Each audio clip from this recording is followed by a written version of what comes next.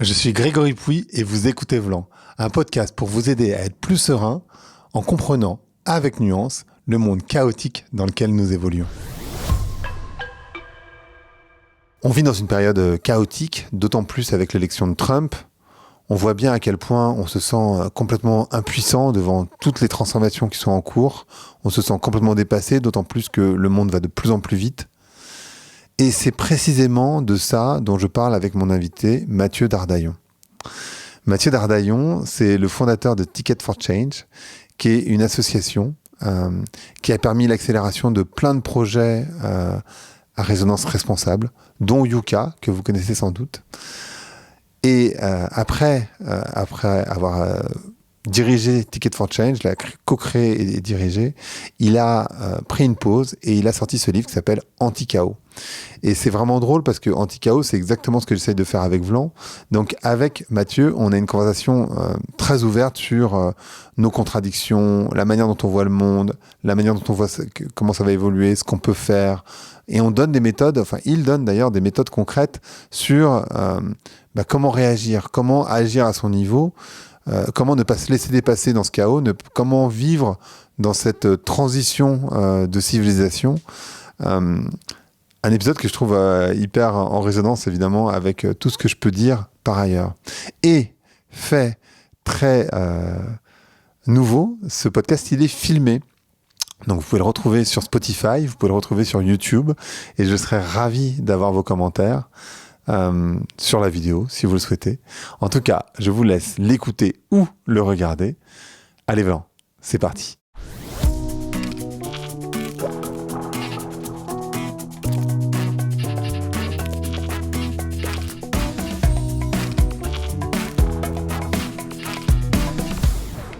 Donc bonjour à toutes, bonjour à tous. Bonjour Mathieu. Bonjour Grégory. Comment ça va? Très bien, merci. Bon. Et toi? Écoute, ça va pas mal. on réfléchit, on travaille, mais ça va pas mal. On va parler de ton bouquin. On va parler de ton profil. On va parler de pas mal de choses parce qu'en fait, le bouquin que tu as écrit, c'est un bouquin qui est tellement proche de ce que je fais sur Vlan que du coup les personnes qui écoutent vont trouver ça forcément génial, tu vois, par définition. C'est une sorte de résumé, pas de résumé de Vlan, mais d'une grosse partie de Vlan. C'est-à-dire que toi, tu as écrit un bouquin qui s'appelle Anti-Chaos. D'abord, peut-être la question, c'est pourquoi tu as écrit ce livre? J'ai écrit ce livre parce que j'ai eu besoin de mettre un peu mes idées au clair par rapport à une époque où je comprenais plus trop ce qui se passait et je savais plus trop où agir, où mettre mon énergie. Et donc j'ai écrit Anti-Chaos parce que j'ai eu besoin de me mettre en retrait après 10 années d'engagement, on y reviendra peut-être, pleinement dans l'entrepreneuriat social. Je me suis mis en retrait pour mieux comprendre ce qu'on vit, peut-être ce sentiment d'impuissance par rapport à toutes les crises en même temps, et puis de trouver des clés, des solutions pour moi et puis toutes les personnes qui pouvaient vivre la même chose, des principes et des outils pour mieux vivre, mieux agir dans ce monde-là. Et je pense qu'on est nombreuses dans ce cas-là, c'est-à-dire de se dire je me sens complètement submergé. C'est normal de se sentir submergé dans cette période, tu trouves? C'est ce que je me suis demandé et du coup j'ai tiré des fils comme toi tu fais depuis des années et un fil amène à un autre, etc. Et ce que j'ai découvert, c'est que oui, c'est normal en fait. On vit plein de crises en même temps, on parle de polycrise, mais en fait c'est même plus que ça. C'est qu'en même temps il y a un phénomène d'accélération, tout va toujours plus vite, il y a un phénomène de polarisation, on a du mal à s'entendre et à avoir le même diagnostic sur ce qu'on vit. Il y a des personnes qui parlent de temps post-normaux, où on vit tout ça en même temps et on n'a plus les repères. Donc c'est normal d'avoir ce ressenti-là, et je pense que ça va même plus loin que ça, c'est qu'on est au bout d'un modèle et on ne sait plus exactement comment avancer, puisqu'on sait que le modèle sur lequel on a bâti la société, il va dans le mur et on a besoin de construire la suite, mais on est un peu dans un entre-deux-mondes. Et en même temps, ce qui est intéressant, c'est que le monde qu'on est en train de construire, c'est le monde de Trump. C'est-à-dire qu'en fait, un monde de force brute montrée, de masculinisme qui n'est pas déguisé. On a entendu Zuckerberg sur un podcast qui se cache pas. Et puis ça fait un petit moment qu'ils sont dans cette dynamique, parce qu'en réalité, il y avait eu ce faux combat, en tout cas cette demande de combat d'Elon Musk versus Zuckerberg dans un ring, enfin, quand il pense, c'est complètement fou que des mecs aussi riches, ça n'a aucun sens, c'est complètement absurde. En fait, on vit complètement en absurdie. Et ce que les gens font en ce moment, c'est que, comme ils ont été très déçus par toutes les politiques, ils vont voter vers l'extrême. Donc, en fait, on voit bien que, on a du mal à résister à tout ça. Enfin, un petit clin d'œil à Salomé Saké, mais le modèle, le seul truc qu'on voit à l'avenir, c'est pas forcément très utopique, c'est plutôt dystopique. En fait, le diagnostic que j'ai essayé de poser, c'est, pour moi, la compréhension que j'ai de ce qui se joue, c'est on est les héritiers d'un modèle, d'un paradigme qui est aujourd'hui basé sur toujours plus vite, la compétition, la domination du vivant. Et donc, c'est un paradigme lié à la croissance, le matérialisme, la compétition, la concentration, la centralisation, etc. Ça nous a amené un niveau de confort matériel immense, en tout cas dans les pays développés.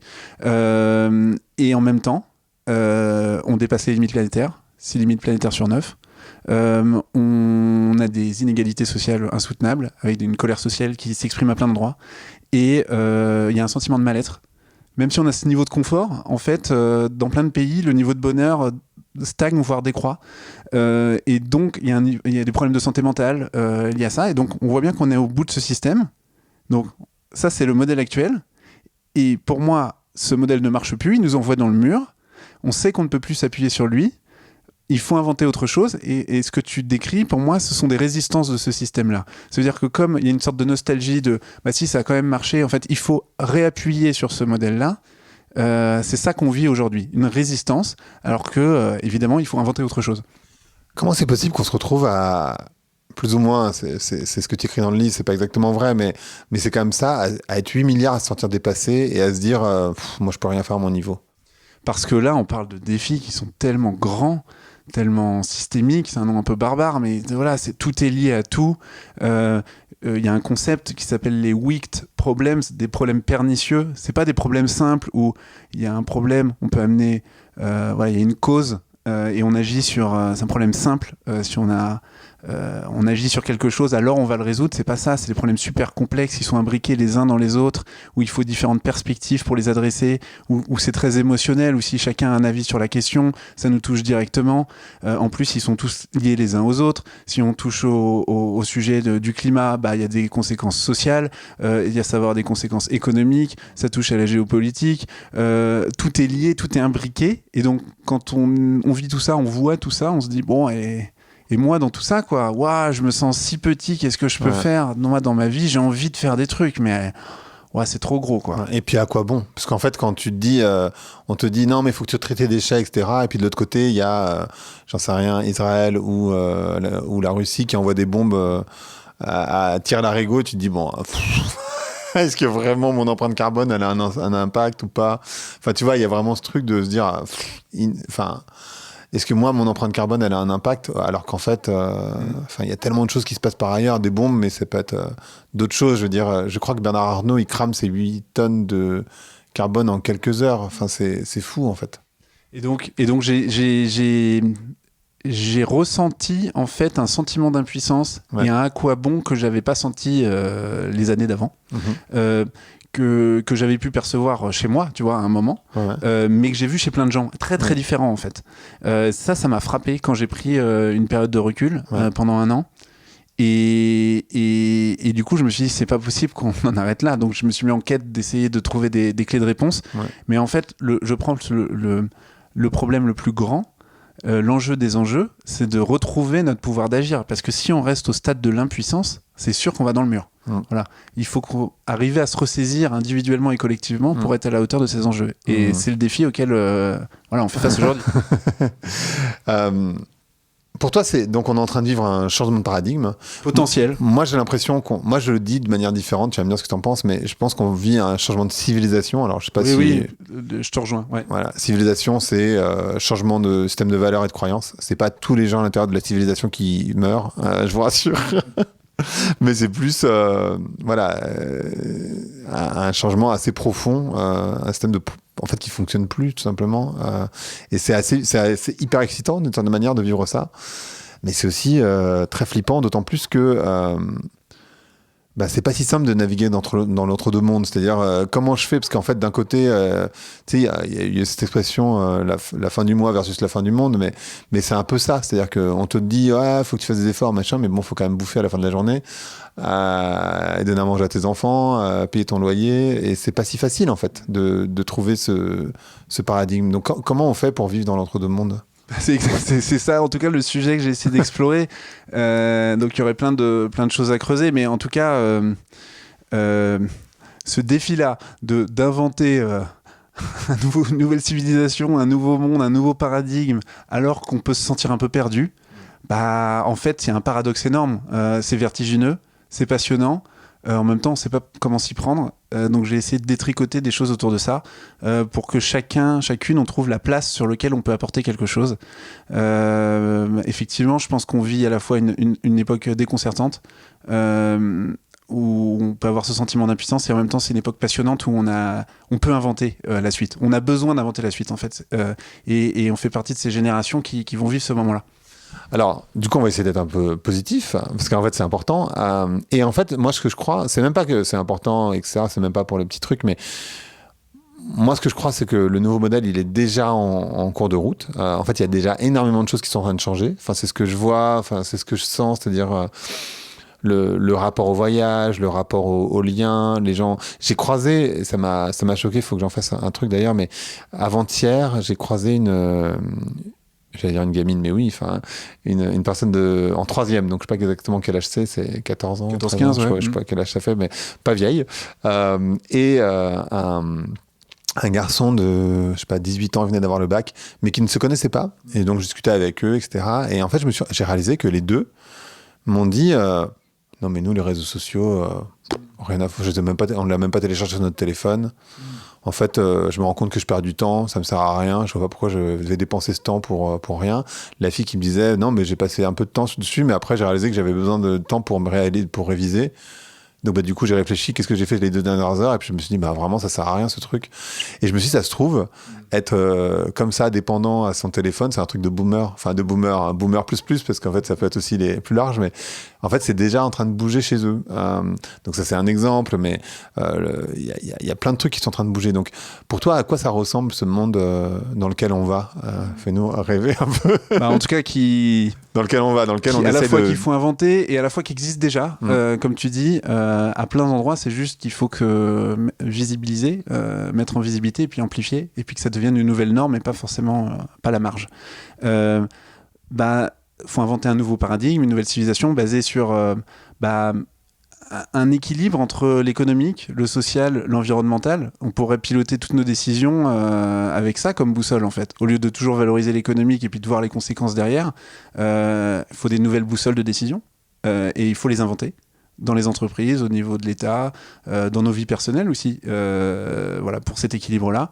C'est aussi trouver une nouvelle relation aux autres, aux vivants, au temps aussi, de ne pas être toujours dans cette accélération où on a toujours l'impression de manquer de temps.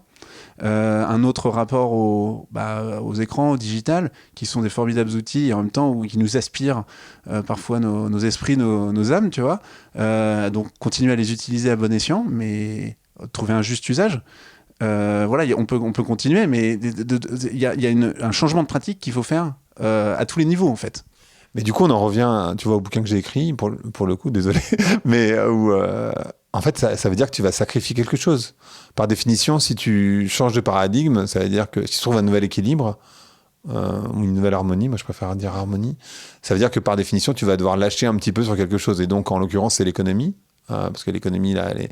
Et en fait, les gens, ils sont déjà dans une situation où ils ont du mal à vivre. C'est-à-dire qu'en fait... c'est pas tant que le pouvoir d'achat est baissé, le pouvoir d'achat a augmenté quand on regarde les statistiques, mais par contre, tu ne peux plus améliorer ta vie en travaillant. Enfin, tu vois, statistiquement, c'est prouvé, en fait, et potentiellement, les enfants, enfin, peut-être pas nos enfants, mais les enfants qui ont 15, 20 ans aujourd'hui, ils vont vivre moins bien que leurs parents. Et ça, cette situation, elle est inacceptable, d'où le vote extrême droite. Pour moi, c'est vraiment le... Et quand tu dis, il va falloir trouver un nouveau paradigme et sans doute, du coup, couper un peu sur l'économie, les gens sont là, enfin, J'imagine, tu vois, de se dire, il est bien mignon, mais... Alors, j'ai pas dit couper sur l'économie. L'idée, c'est de quelles sont les nouvelles règles du jeu qu'on trouve pour inventer des organisations qui sont performantes sur les 3 dimensions. Et on a besoin de l'économique. Sans économie, on paye pas les hôpitaux, on rembourse pas la dette, etc. On paye pas les écoles, on n'entretient pas les routes, voilà.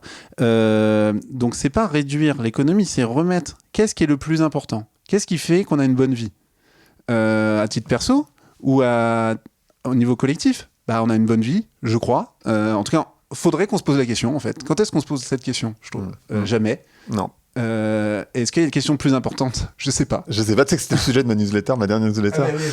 J'ai vu passer. Mais oui, complètement. Non, mais je suis complètement d'accord.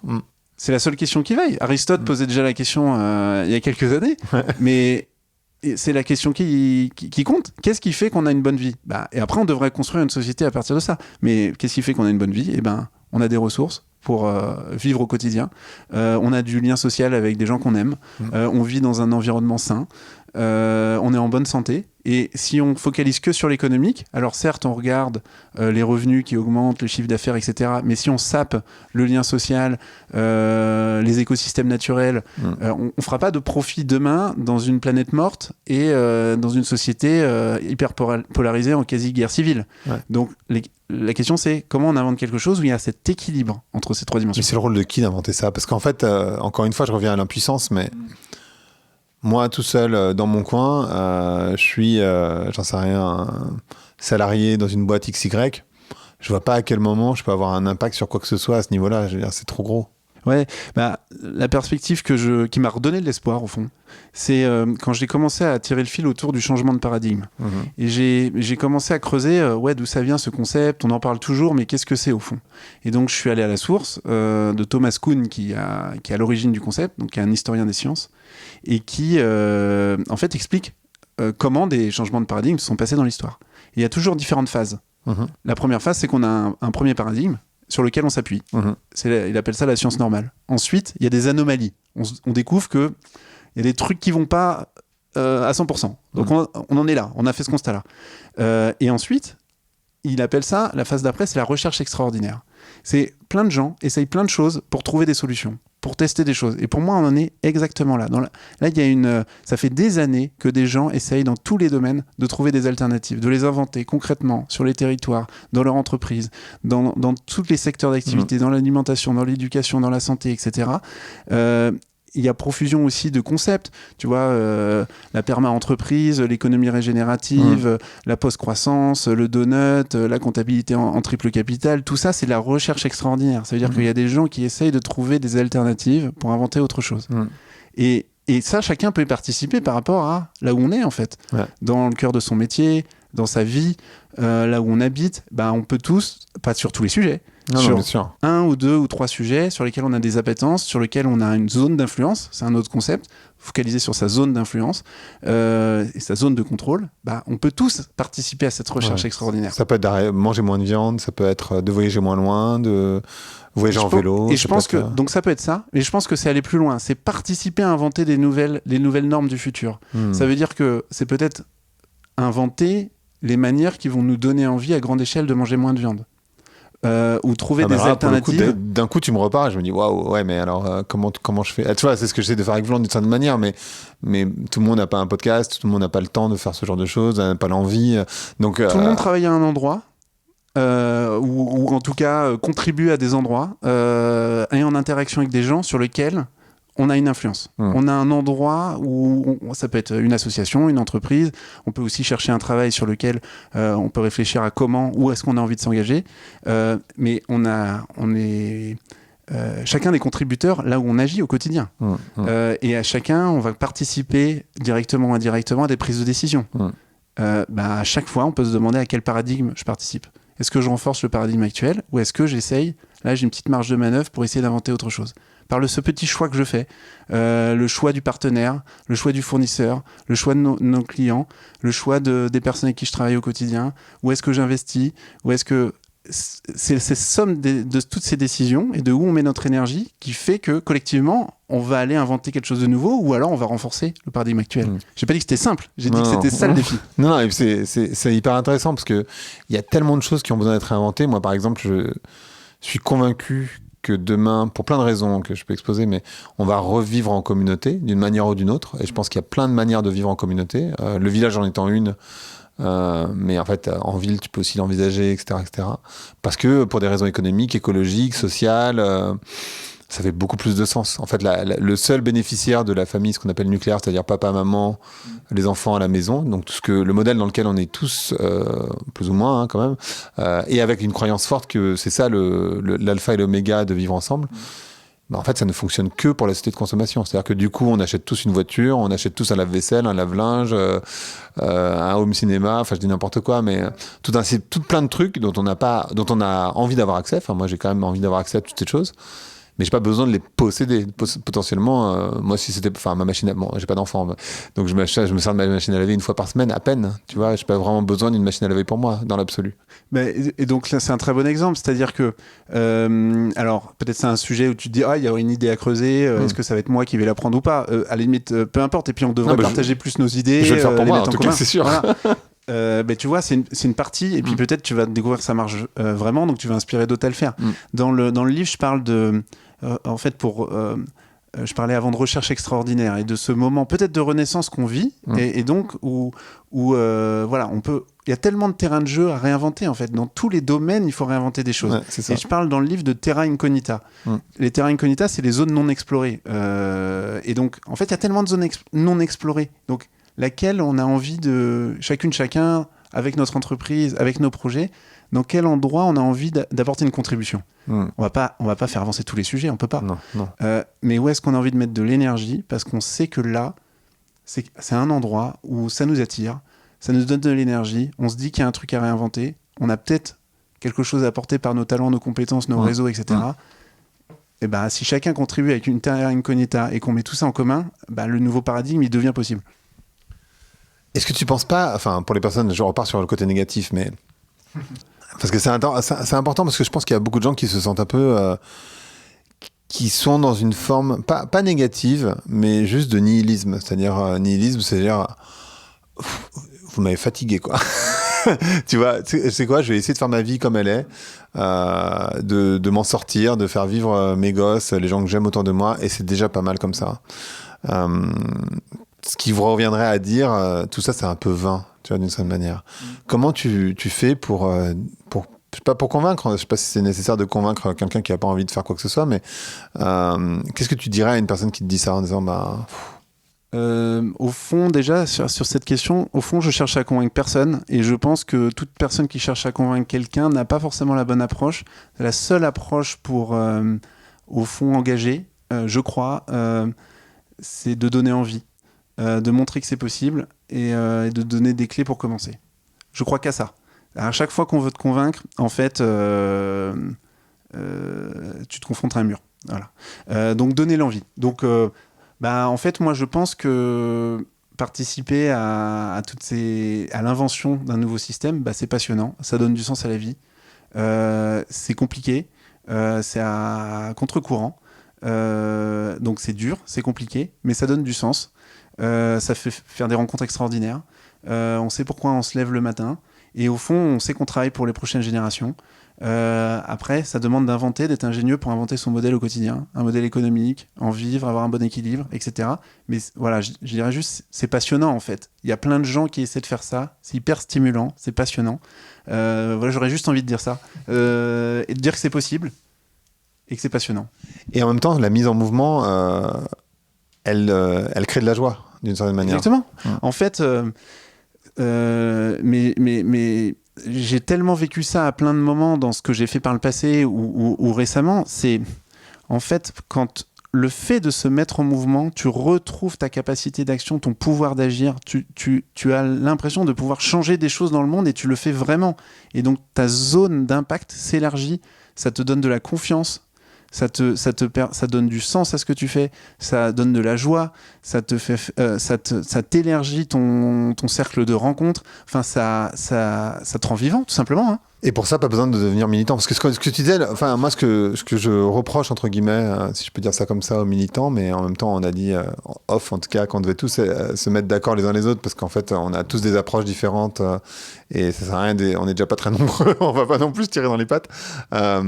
Mais j'ai l'impression que les militants, ils reprochent aux gens qui le sont pas. Et en fait, ce truc, je trouve que c'est cette approche qui est par le négatif d'une certaine manière, de dire oui, mais tu devrais faire ci, tu devrais faire ça, tu devrais pas prendre l'avion, tu devrais pas manger de viande, tu devrais faire. Moi, les gens qui me disent ça, tu vois, en fait, j'ai tendance à rejeter, je repousse parce que tu me reproches quelque chose, donc naturellement, je vais me défendre, et du coup, ça permet pas d'avancer vraiment. Ça rejoint mon point juste avant d'essayer de convaincre. Ça ne marche pas. Enfin, il y a plein d'études psychologiques qui le montrent. Et du coup, comment est-ce qu'on donne envie et donc, le défi que l'on a, c'est que toutes les personnes qui travaillent sur faire émerger un nouveau système, que ces modèles-là, ils donnent envie. Et que ça rende obsolète l'ancien système. C'est ça le défi. Et pour s'engager, toutes les voies sont possibles, toutes les voies sont bonnes, on a besoin de toutes les complémentarités. Donc on a besoin d'activistes, de militants. C'est absolument nécessaire parce que ça tire les sujets sur un côté. Et on a aussi besoin de personnes qui sont au cœur du système et qui vont faire changer les choses de l'intérieur. Et puis des gens dans les interstices. Et puis on a besoin de tout le monde en fait. Il y a une phrase dans le bouquin qui m'a surpris, qui est, donc c'est une expression anglaise, mais tu dis sky is not the limit. Donc le ciel n'est pas donc on dit souvent sky is the limit pour dire il n'y a pas de limite. Et toi tu dis en fait le ciel n'est pas une limite. Ça veut dire quoi précisément? En fait, c'est dans un chapitre pour revenir à l'essentiel, de se poser la question de qu'est-ce qui est important dans nos vies et que la société nous a forgé un idéal de toujours plus et que toujours plus c'est toujours mieux. Mais il y a un moment où c'est plus forcément le cas. Et par exemple, aux États-Unis, les revenus ont explosé ces 50 dernières années et le niveau de satisfaction et de bonheur décroît. Et il est le plus faible aujourd'hui par rapport à 50 ans. Et donc, il y a un concept que j'aime beaucoup et qui s'appelle le lagom. Donc, c'est en suédois. Le lagom, c'est ni trop, ni pas assez.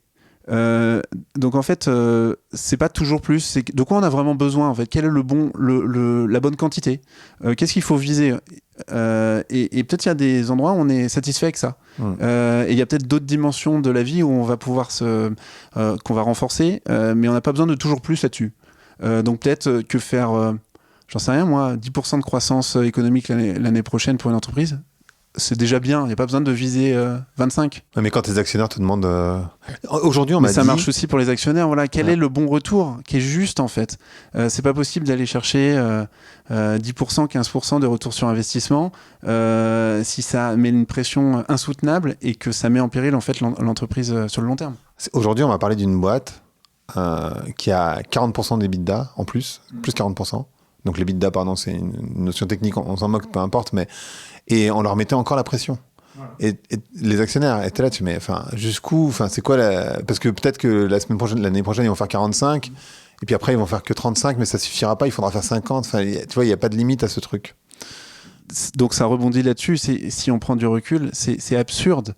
On est déjà sur une évolution d'une année à l'autre d'amélioration, de croissance, mais on va pas demander une croissance supérieure en plus chaque année. Enfin, ça n'a pas de sens. Et pourtant, c'est le modèle dans lequel on est. On parle les politiques, tout le monde dans la radio parle. Ok, combien de croissance cette année, quoi. Donc, on peut chercher la croissance quand c'est profondément ce qui nous rend la vie meilleure. Et donc, la croissance du bien-être, oui. Mais c'est complètement absurde si c'est pas sur le bon indicateur, d'aller chercher toujours plus. Parce que ça met en péril toutes les autres dimensions qui sont importantes à la vie. Et d'ailleurs, pour les gens qui nous écoutent, un truc qui est absurde, mais je sais pas si tout le monde l'a en tête, c'est que, par exemple, les incendies qui a eu lieu à Los Angeles, c'est de la croissance, parce qu'il va falloir reconstruire, on va dépenser de l'argent, donc tout ça fait travailler des mondes. Donc ouais, bien sûr, on a détruit plein de trucs, mais c'est pas grave, parce qu'en fait, ça crée de la croissance. Un accident de voiture, c'est de la croissance. Et en fait, c'est là où ça devient complètement absurde, c'est-à-dire que la croissance tire même des accidents de la vie, accidents de la vie ou accidents climatiques en l'occurrence, mais c'est assez fou. Et c'est là où tu touches l'absurde, c'est là où tu te rends compte qu'en fait, ce principe de croissance de PNB, en fait, c'est des mauvais calculs. C'est pour ça que, moi, je me considérais comme agnostique en termes de croissance. Ça veut dire que je suis je suis pas pour la décroissance ou contre la croissance. C'est juste, c'est pas un indicateur qui me paraît pertinent comme boussole collective. Et donc, on devrait trouver des nouvelles boussoles. Par exemple, le donut. qui permet donc de l'économiste anglaise Kate Raworth, qui permet en fait d'avoir à la fois des dimensions sociales, à la fois des dimensions environnementales, et puis l'économique au cœur de ça. Mais c'est plus complet. Et je suis pas contre la croissance, c'est juste, ça nous fait prendre des décisions absurdes. C'est quoi la place du rêve dans tout ça ? Alors dans les principes, justement pour naviguer dans ce monde qu'on peut voir chaotique ou en grande mutation, y a un principe sur le rêve et de s'autoriser à rêver. Et pour moi, c'est absolument fondamental et central. C'est-à-dire que quand on est un peu dans le flou, un peu perdu, on ne sait pas trop où ça va, le rêve a une fonction essentielle. C'est un peu notre étoile polaire, notre cap à l'horizon. Ça nous permet de prendre des décisions au quotidien, même quand c'est le brouillard. Parce que on sait vers quoi on veut aller. Et pour autant, quand on vit la crise, on peut se dire ouais, il faut gérer le quotidien, il faut voilà, là il y a l'urgence. Attends, on n'a pas le temps de rêver et tout.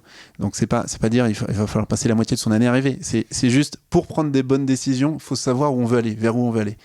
Et il faut s'autoriser à rêver ce qu'on veut vraiment, que ce soit dans sa vie personnelle, pour son orga, pour la société. Et je pense qu'on a perdu cette capacité à rêver.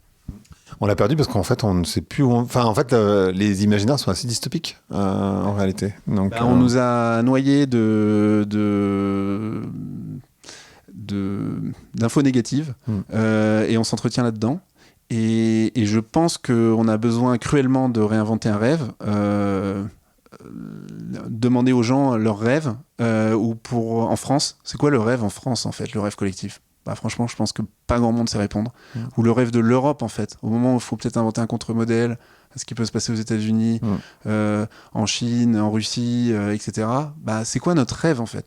Franchement, moi, je sais pas clairement le définir. Et c'est un énorme problème. Parce que le rêve, ça permet aussi le sentiment d'appartenance, un projet commun, de se souder, en fait, d'aller dans une direction.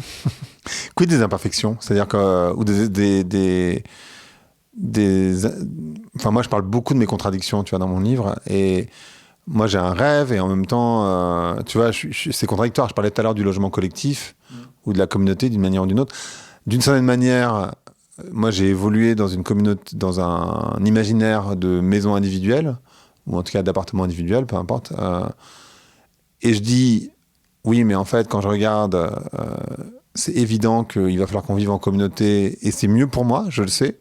En même temps, c'est bizarre, tu vois, j'ai une sorte de conflit d'imaginaire à l'intérieur de moi où d'un côté, je sais que je serai plus heureux, ça me coûtera moins cher, je serai plus épanoui dans une société, dans une vie en communauté. Alors, on peut l'imaginer, on n'est pas obligé d'être hyper baba cool à vivre. Tu vois, c'est pas forcément ça. Une communauté, ça peut être aussi avoir... en tout cas, moi, la manière dont je l'imagine, c'est une sorte de maison centrale où tu as des grands espaces, machin, et que chacun a une tiny house autour. Donc, tu as bien ton espace individuel, ou si tu as envie de rester et te faire des œufs, tu vois, tu peux. Mais dès que tu as besoin d'avoir un espace plus grand, ou si tu as besoin d'accéder à une voiture, ou si tu as besoin d'accéder à je sais pas trop quoi, en fait, c'est partagé, parce qu'en fait, t'as pas besoin de la grande cuisine, du grand salon, du grand machin à chaque fois. T'as besoin de pouvoir y accéder. Mais en fait, fondamentalement, d'ailleurs, quand tu regardes ce bouquin qui est La poétique de l'espace que j'adore, il te montre que l'humain, il a besoin de cachette. On a besoin de petits endroits, de pouvoir se nicher. Donc on aime bien les deux. On est des êtres comme ça. Et tu vois, il y a à l'intérieur de moi, par exemple, il y a ce conflit. Il y a cette contradiction d'imaginaire, c'est-à-dire d'un truc que je veux et en même temps un autre truc que je veux, et ça va dans le sens inverse. Comment tu gères ce genre de situation ? Déjà par rapport à un rêve, déjà il y a l'idéalisme et le pragmatisme. Ouais. Et la vie, je crois que c'est essayer de jouer avec les deux. Ça veut dire qu'on a une polarité qui nous envoie vers cet idéalisme, ce rêve, et puis après il faut faire avec la réalité du quotidien, là où on est avec nos ressources aujourd'hui. Donc après c'est pas à pas vers ça. Et puis après on peut avoir des polarités contraires. Ça veut dire quelque chose qui nous envoie vers A et l'autre vers B. Peut-être c'est intéressant d'essayer de les nommer, là comme tu commences à le faire, et puis de voir ce qui se cache derrière, en fait, les besoins, en fait, qu'est-ce qui est plus important pour moi, c'est là où ça rejoint les chapitres sur la clarté et revenir à l'essentiel. Qu'est-ce qui est le plus important pour moi dans mes besoins, dans mes piliers, et j'ai peut-être deux piliers qui sont contradictoires, et après je vais essayer de détricoter pour aller sortir de cette injonction paradoxale. En fait, là où j'en suis, si je prends mon exemple, et on s'en fout un peu, mais en même temps c'est intéressant parce que je pense que c'est valable pour tout le monde. moi, c'est évident que l'imaginaire de la maison individuelle, c'est juste enfin, j'ai conscience que c'est juste un imaginaire, une sorte d'idéal qu'on m'a vendu, tu vois, quand j'ai grandi, mais que ça n'a aucun sens et que tous les indicateurs montrent qu'il faut aller dans l'autre sens. Donc en fait, le fait que la démographie baisse, qu'il y aura personne pour s'occuper de moi, en l'occurrence quand je serai en maison de retraite, parce qu'il y aura pas de maison de retraite, il y en aura pas assez, il y aura personne pour travailler dedans, que par ailleurs la solitude c'est l'une des premières causes de maladie mentale, de santé mentale et du coup de santé physique, et que les gens qui vivent seuls, par définition, ils en souffrent.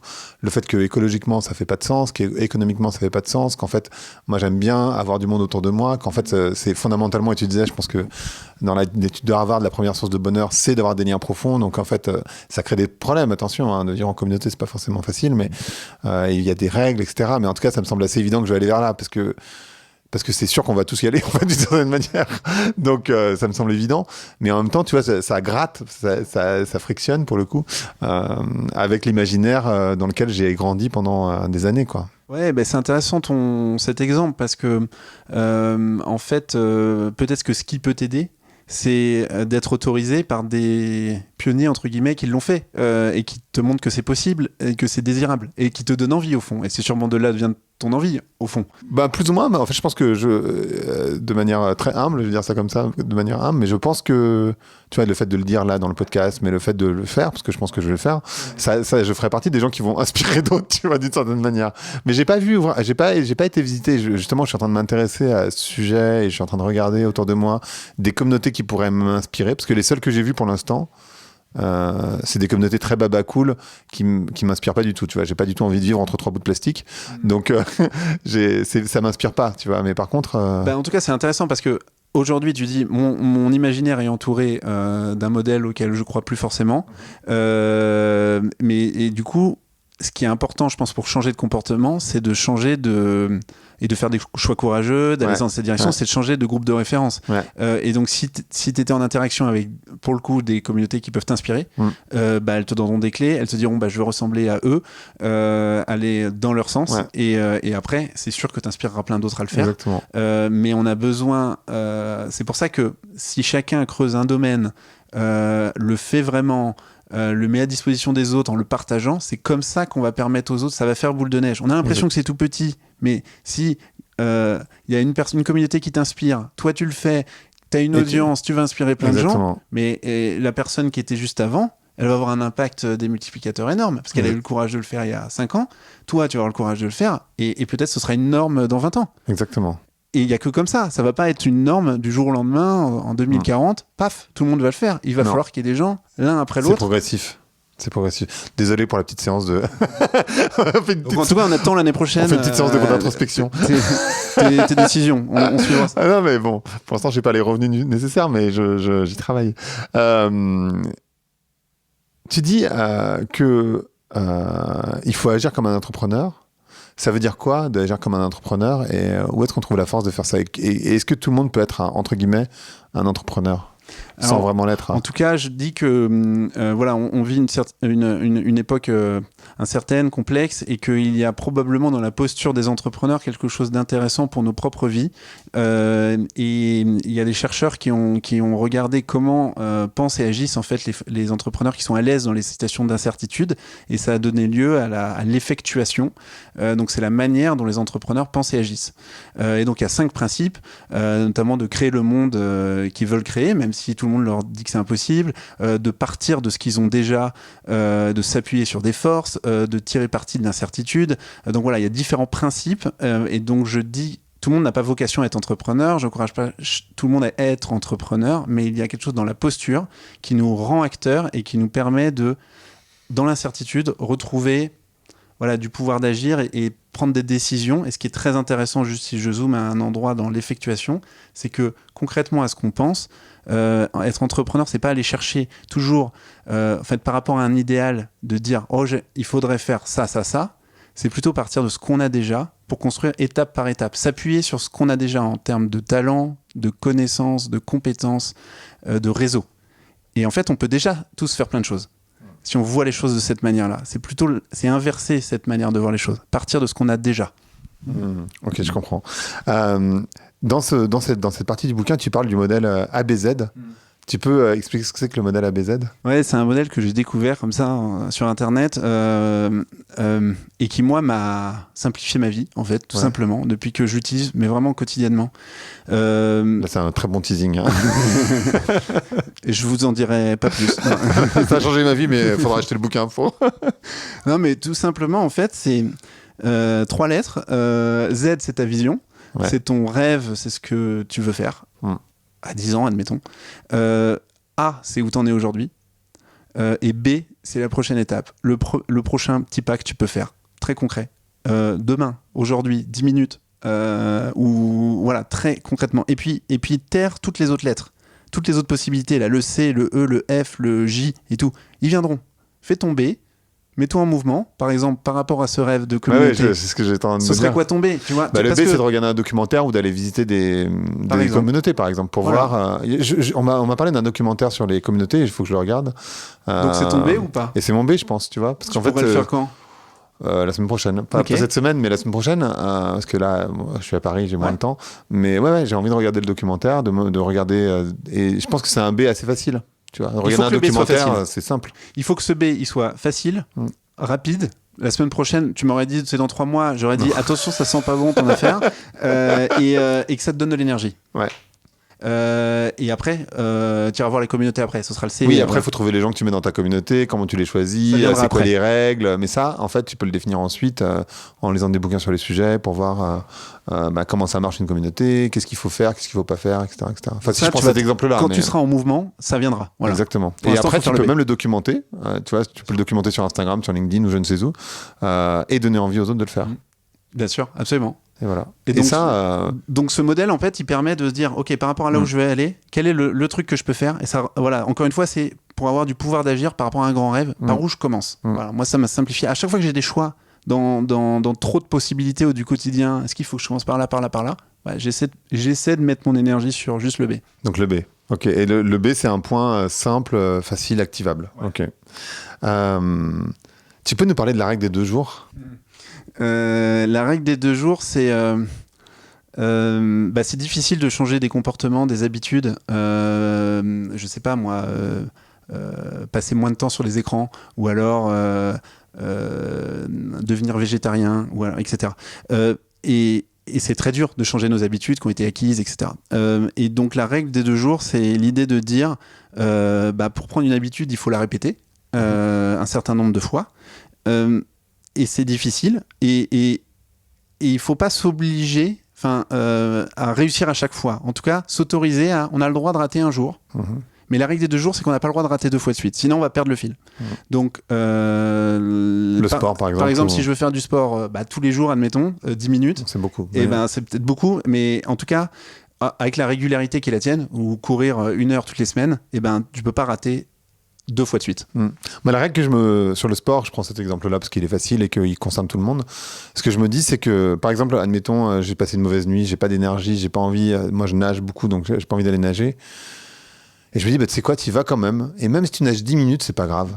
C'est pas grave, l'important, c'est d'y être allé. Comme ça, je rate pas. Et je casse pas la routine. Exactement. Et bon, je vais pas tous les jours, évidemment. Je vais que 3 fois par semaine, mais c'est déjà pas mal. Et bon, je fais autre chose aussi par ailleurs, mais bon, peu importe.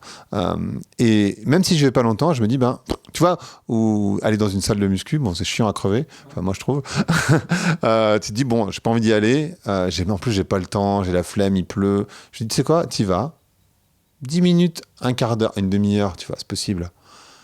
Et bon, c'est pas grave, ça sera déjà ça. Ça sera pas la session parfaite, c'est pas 1 heure, c'est pas machin, c'est pas truc, mais tu le fais un petit peu. Exactement. Et donc là, tu honores, entre guillemets, la règle des 2 jours, puisque tu fais un petit peu. Exactement. Voilà. Et ça marche, t'as validé, c'est bon pour cette fois. Et ça a l'air anecdotique, peut-être, de parler d'habitudes comme ça et tout, mais comme on est dans un moment où aussi on doit apprendre à changer nos comportements, nos habitudes, c'est des petites règles du quotidien qui peuvent nous aider à vraiment le faire.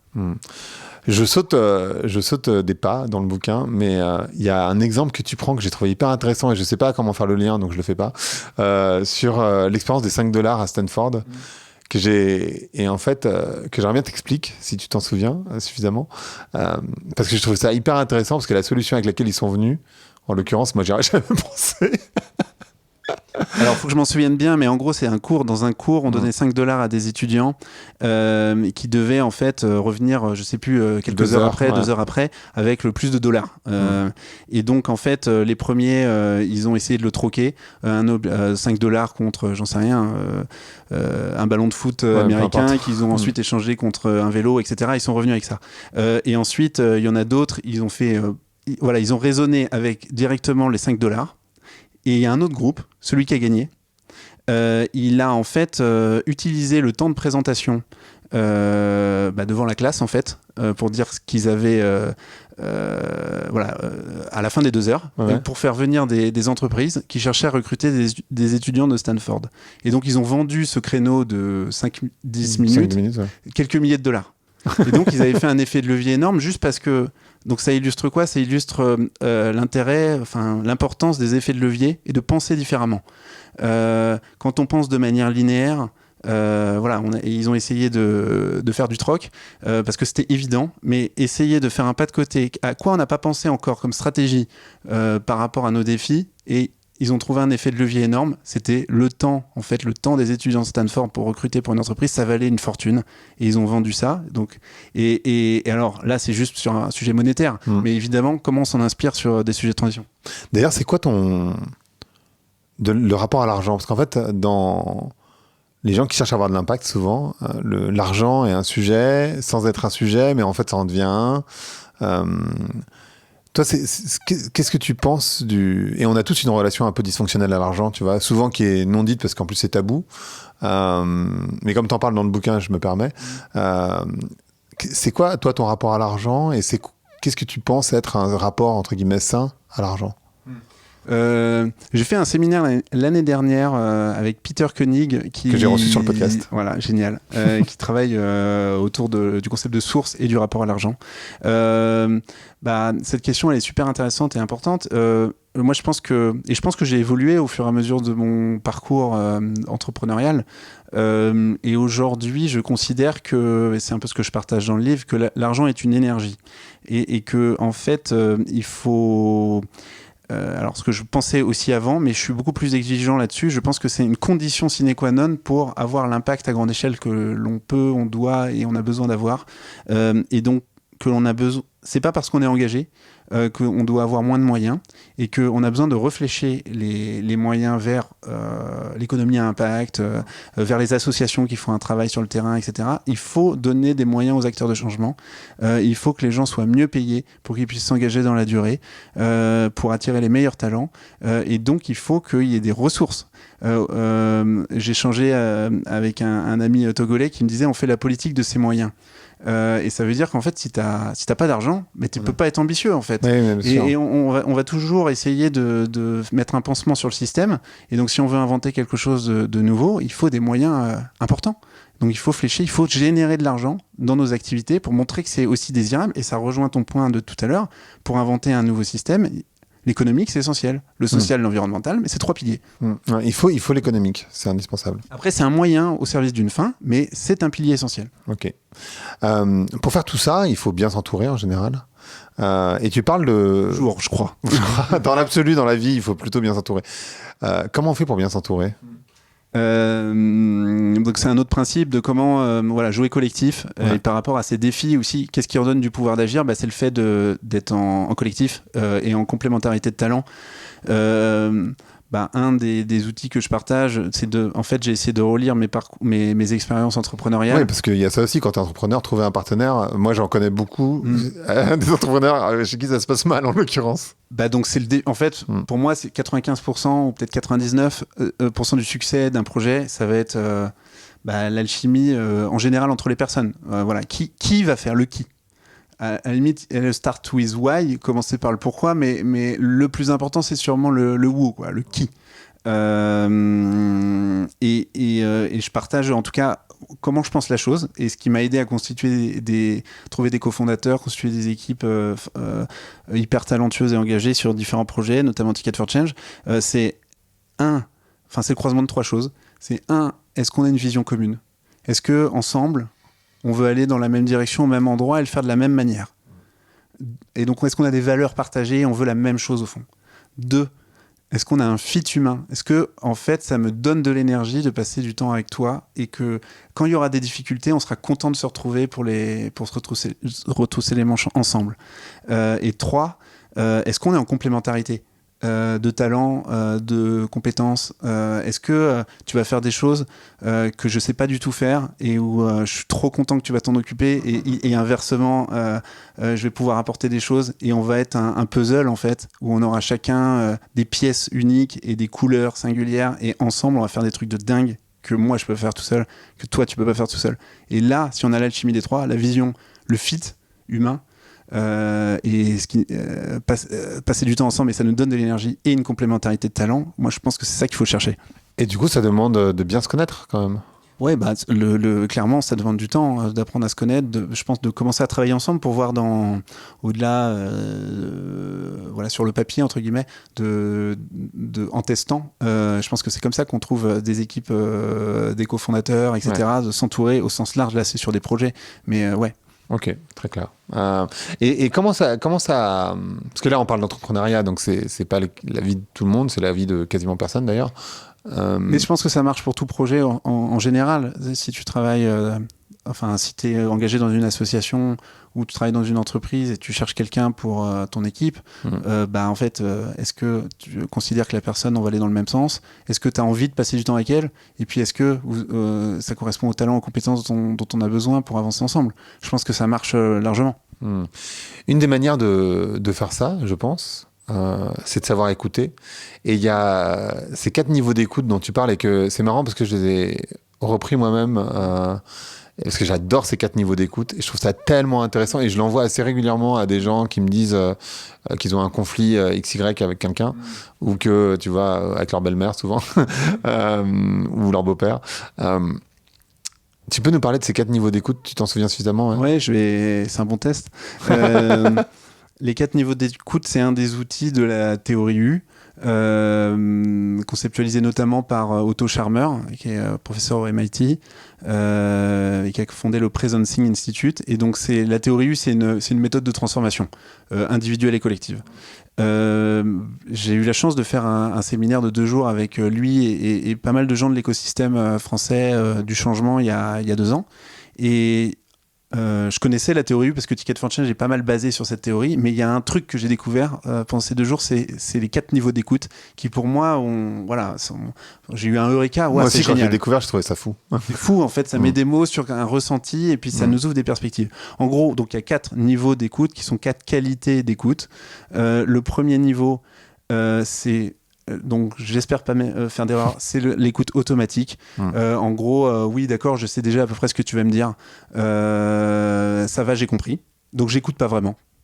Le niveau 2, c'est l'écoute factuelle. Ah d'accord, je vais t'écouter un peu mieux et je vais essayer de découvrir ce que tu m'as pas encore dit. Je vais essayer d'apprendre quelque chose de nouveau dans ce que tu me dis. Et dans le premier, d'ailleurs, tu prépares tes arguments. Tu es déjà dans la préparation des arguments. Ouais, c'est automatique, oui d'accord, mais voilà. Il y a une qualité d'écoute qui est vraiment proche de zéro en quelque sorte. La deuxième, tu cherches à apprendre quelque chose de nouveau. La troisième, c'est l'écoute empathique. J'essaie de me mettre à ta place. Ah d'accord, pourquoi tu dis ce que tu dis? Qu'est-ce que ça dit de l'endroit où tu es, de ta vision du monde, tes besoins, etc. Donc je vais être en empathie pour essayer de comprendre. Voilà, tu vas m'ouvrir une autre vision. Et je vais essayer de capter ça avec toi. Et l'écoute 4, et c'est là où la magie peut arriver, c'est l'écoute générative. Et là, en fait, il se passe un peu une situation de flow. Donc, en tout cas, il se passe quelque chose où on se connecte. Donc, c'est après l'empathie. On est toujours en empathie, mais il va émerger quelque chose de nouveau entre ce qu'on dit, qui n'était pas prévu, en fait. On est arrivé un peu sans agenda, on a laissé émerger quelque chose, et puis par le ping-pong des idées, par la qualité de discussion qu'on a su créer, va émerger quelque chose de nouveau qui est au carrefour de... Voilà, personne ne l'avait imaginé, et ça crée des possibles. Et je pense que les vraies innovations se jouent à ces endroits-là. Donc comment on réussit à créer ces moments d'écoute générative, de discussion générative, ce qui demande du temps, de la confiance. Voilà, c'est ça en tout cas les 4 niveaux d'écoute. On peut pas toujours être au niveau 4. Et puis pratiquer, hein. Enfin, faut pratiquer régulièrement parce qu'en fait, le naturel, entre guillemets, revient au galop. Absolument. Et on peut être en écoute automatique de temps en temps parce que quelqu'un va nous reprocher quelque chose. Oui, mais tu comprends, c'est parce que, enfin, peu importe, tu vois. Et c'est pas si simple. L'écoute empathique, c'est plus accessible, mais génératif. Il faut des conditions qu'on crée aussi à plusieurs. Il faut que tout le monde ait envie, en quelque sorte aussi. Je pense que c'est lié aussi tout ça au rythme de la vie. Ça veut dire que si tu as 52 interactions à faire dans la journée, bah, tu n'as pas le temps d'aller en profondeur, de te mettre vraiment en empathie et de faire un espace où il va peut-être se passer quelque chose. C'est lié aussi à la qualité des liens, des interactions et de ces moments-là. C'est quoi tes points Z à toi ? Pour revenir sur le sujet dont on parlait au tout début. Ouais, donc par rapport au rêve, en tout cas, à moi perso, à moi dans... les deux, justement. Ouais. Moi, j'essaie de créer un mode de vie qui m'épanouit, où je peux être le plus utile au monde et où je m'amuse au quotidien, entouré de gens que j'aime. Et puis, pour mes projets, ce que j'essaie de faire, c'est fondamentalement, j'essaie d'outiller à grande échelle des personnes pour qu'elles nourrissent leur pouvoir d'agir, jouent sur leur talent, développent leur potentiel pour qu'on fasse émerger collectivement ce nouveau paradigme en fait, dont on a besoin. Je le fais avec plein de gens, en interaction avec plein de gens, mais voilà, j'essaie de nourrir par du contenu, des outils, de l'inspiration, de gens qui le font pour que en fait, émerge ce nouveau monde. Et alors, tes points B ? Parce qu'en fait, forcément, parce que là, du coup, c'est des grandes idées. Le Z, c'est des grandes idées. Ouais. Si je rebondis sur la deuxième partie, en tout cas, le point B, c'est... j'ai sorti un livre qui s'appelle Anti-Chaos. Avant ça, en fait, mes points B d'avant, c'est... donc avant j'ai passé 10 années à la tête de Ticket for Change que j'ai cofondé, puis j'ai fait une pause. Ticket for Change, parce qu'en fait les gens majoritairement je pense ne connaissent pas nécessairement. Ticket for Change, c'est une association qui se présente à la fois comme un mouvement et une école qu'on a cofondé en 2014 qui vise à aider chacun à trouver ses talents, les mettre au service des grands enjeux sociaux et environnementaux qu'il touche et d'en faire son travail. Et d'utiliser les 80 000 heures qu'on passe dans nos vies à travailler, à avoir un impact positif sur le monde, à être rémunéré pour le faire et à prendre du plaisir sur le chemin. Et concrètement, c'est un incubateur de talents qui forme à la fois des entrepreneurs à impact. Tu connais probablement Yuka, oui, bien sûr. Meet My Mama, Vendredi, La Vie est Belle, We Dress Fair, Le Drive tout nu, tout ça, ce sont des alumni formidables et il y en a plein d'autres, il y en a des centaines. Il y a aussi des programmes en entreprise avec Corporate for Change et il y a aussi des programmes pour inspirer les gens à trouver un métier qui a du sens pour eux. Et donc, pardon, on revient à tes points B. Et donc, à un moment, j'ai fait une pause après Ticket for Change. Et puis, comme je disais, j'ai ressenti ce sentiment d'impuissance un peu généralisé. Et là, je me suis dit, par où je prends le sujet ? Et donc, ça m'a vachement aidé le ABZ, puisque B, j'ai commencé à partager du contenu sur LinkedIn. Et puis, j'ai eu plein de retours. Ça a vachement résonné. Je commençais à vulgariser un peu des modèles qui nous aident à nous transformer. Les points de levier de donner la médose, le point de bascule, etc. Après, j'ai dit, waouh, super intéressant. Mais il faut aller un cran plus loin parce que j'ai pas la place de développer. Donc, j'ai commencé une newsletter que j'ai intitulée Redessiner le monde, où je partage des visuels qui aident à agir. Et puis, plein de retours super intéressants. Et là, j'ai commencé à faire des interventions pour partager ça, prendre les retours des gens, faire des ateliers, etc. Et puis, du coup, l'étape d'après, c'était faire ce livre. Donc voilà, j'en suis là. Et maintenant, je me dis, il faut arriver à... Ce qui est formidable quand tu, entre guillemets, lances un livre, donc tu travailles énormément dessus, et puis après, tu sais pas ce qu'il va aimer, tu le mets à disposition. Tu mets un bébé au monde et voilà. Et après, des gens que je ne connais pas vont le lire là où ils sont. Et c'est formidable ça. Mais je me dis qu'il y a tellement de richesse qui va... En fait, ce sont des outils pour agir au quotidien. Donc moi, j'ai besoin d'apprendre aussi de comment c'est utilisé, comment ces outils peuvent être améliorés, ces principes affinés. Et donc, je pense qu'il faut créer une communauté aussi de personnes qui vont pouvoir cheminer et faire du retour aussi sur ce qui les aide, ce qui leur manque. Et donc, c'est ça que... continuer à faire du contenu, inspirer, outiller et créer une communauté de pratiques. Tu as parlé du fait de faire une pause. Et tu parles dans le bouquin du fait de se mettre en jachère, de faire des pauses. C'est complètement opposé au monde hyper optimisé dans lequel on vit. C'est quoi l'important de s'ennuyer, de faire des pauses, et où est-ce que je trouve aussi la la capacité financière de faire cette pause. Parce qu'en fait, il y a quand même cette réalité dans laquelle, moi, j'aimerais bien faire une pause de 3 mois, mais bon, ben... Ouais, bien sûr. Bah après, ça dépend des modèles que l'on a, mais en fait, c'est une absurdité de penser qu'on peut toujours être à fond, à 120% de nos capacités. Dans le livre, je partage un modèle qui, moi, m'a donné beaucoup d'éclairage sur les 4 saisons. Et s'il y a 4 saisons dans la nature, c'est probablement qu'il y a une raison. L'été où on est à fond, on est hyper productif. L'automne, on commence à se poser des questions, on ajuste. L'hiver, parfois, on a besoin de tout laisser, de mettre d'hiberner, en jachère, et on lâche prise. Et ensuite, revient l'énergie, les idées, l'enthousiasme, le printemps avec le début d'idée, et puis on retrouve une productivité maximale en été. Mais on peut pas vivre tout le temps en été, c'est ça qui nous cause le burn-out, c'est ce besoin-là, cette envie-là d'être toujours en été. Donc on a besoin parfois de faire des cycles complets. Là, je considère peut-être ça faisait 10 ans que j'avais pas fait un cycle complet, j'avais fait des petits cycles plus courts, tu vois, sur une année et tout, mais beaucoup plus légers. Et ben, je pense que c'est nécessaire pour prendre soin de son énergie, se régénérer, et là, je suis reparti pour 10 ans, tu vois. Au lieu de pas avoir pris soin de ça, et de moi, de mon énergie, puis je me serais peut-être cramé, ou en fait, peut-être j'aurais été à 30% de mes capacités. Et comment tu as fait pour dépasser la peur de ralentir? Parce qu'en fait, je raisonne avec moi, hein, mais je sais qu'il y a plein de moments où j'aurais pu m'arrêter, et je ne l'ai pas fait parce que j'avais peur, et donc du coup, je continue de courir. Ah bah c'est sûr, c'est un vertige. Tu sais ce que tu quittes, tu sais pas ce que tu vas trouver. Mais j'ai senti que c'était juste, que j'avais besoin de faire ça, que c'était bien aussi pour le projet, que c'était le bon moment. Enfin, en tout cas que, au fond, je pouvais pas faire sans ça. Enfin, j'ai senti, c'est intuitif, hein, qu'il fallait que je le fasse et que je regretterais de pas l'avoir fait. Après, j'ai pas dit que c'était simple et que c'était pas vertigineux. D'accord. Okay. Et je pense aussi que c'est il y a un autre aspect. Donc là, c'est plutôt l'aspect prendre soin de son énergie, se régénérer pour avoir un impact dans la durée. Il y a un autre aspect, c'est pour inventer des choses vraiment nouvelles. On l'a dit, voilà, on a un besoin de réinventer plein de choses et d'avoir des regards neufs en fait sur ce qu'on fait. Et ça, on a besoin du vide. Parce que quand on est dans le trop-plein, quand on fait les choses naturellement, on voit plus en fait. Et en fait, en me mettant en retrait, j'ai vu des choses que je voyais pas.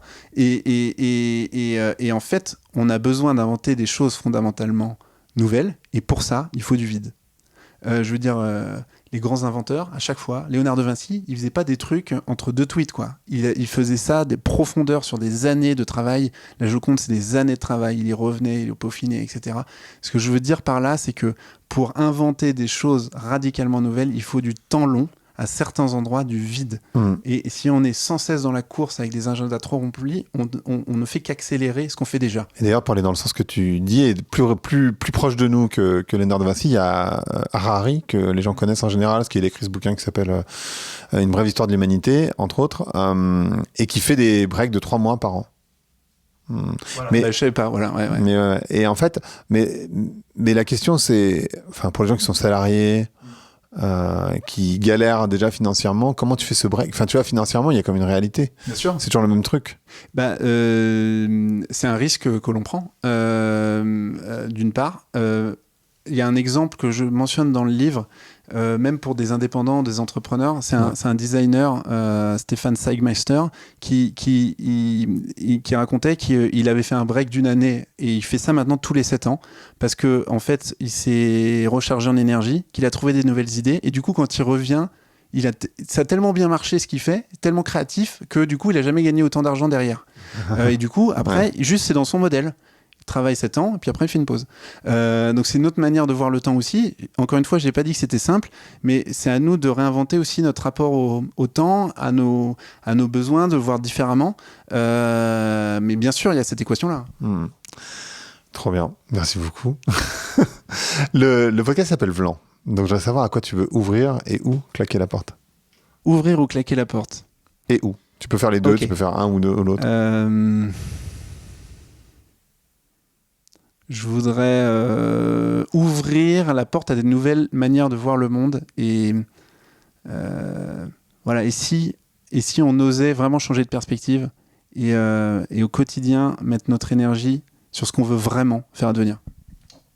Merci beaucoup Mathieu. Merci Grégory.